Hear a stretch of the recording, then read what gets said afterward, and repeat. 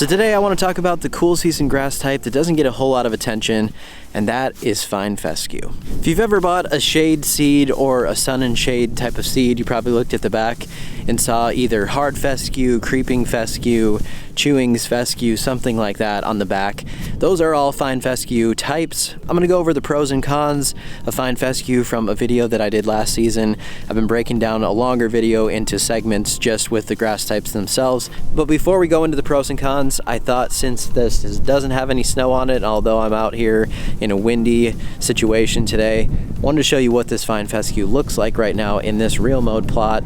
It's close to the greenest one that I have right now, so it does really well over the winter time with staying consistently green.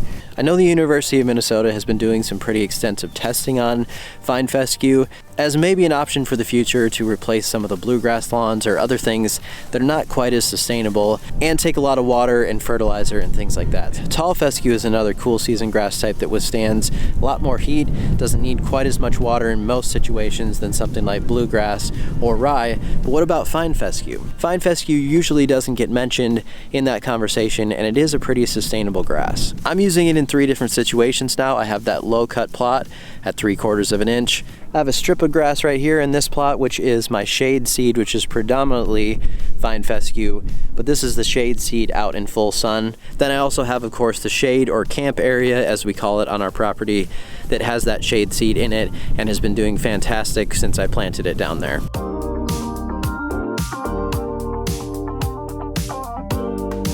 Now we get to fine fescue, and this is another cool season grass type that's not all that typical in terms of a full yard of this. I would say out of any of the cool season grass types, this has the most fine and soft texture to it. It's a very fine leaf blade, but also extremely soft. It's drought tolerant and has very low maintenance. So drought tolerant doesn't necessarily mean it stays green the whole time during very stressful conditions, but drought tolerance to me means that it's going to withstand those and come back when better conditions are there in the fall or in the spring. And it's very low maintenance in that it doesn't need a whole lot of fertilizer, it doesn't need a whole lot of other care.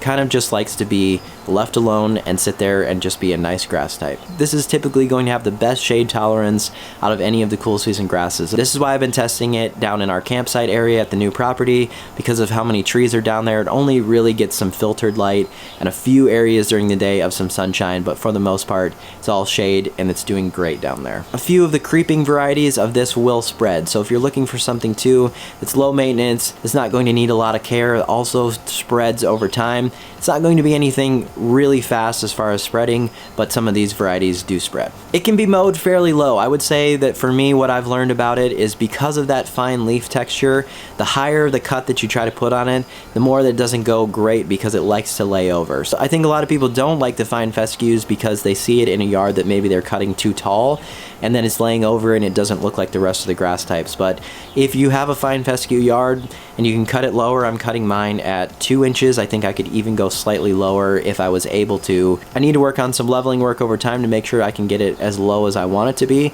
but around 2 inches is totally fine, no scalping, and it's doing great at that height of cut. Some of the cons would be that it goes dormant fairly fast in heat and stressful weather, especially if you had it in full sun. It's going to want to go into a dormancy faster. So it's not that it can't withstand that, but some people don't like this, especially when it's blended with other grass types that don't have this characteristic and do better during the stressful parts of the year. It's not going to be quite as dark as some of the other cool season grasses either.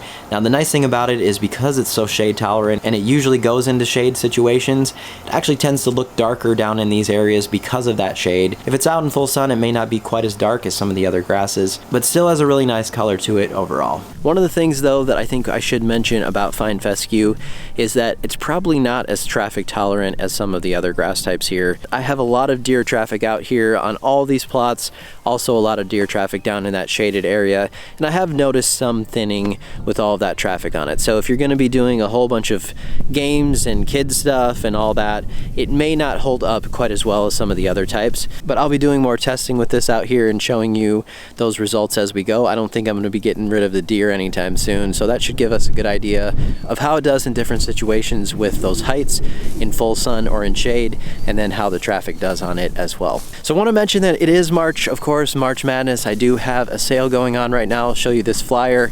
Check out some of the deals that we have going on until the end of the month. Really appreciate your support as we get going for this 2023 season. No more snow, as I said, and hopefully in the next week or so I'm going to be getting going. I had an irrigation meeting today. That irrigation stuff is going to be started really soon, so stay tuned.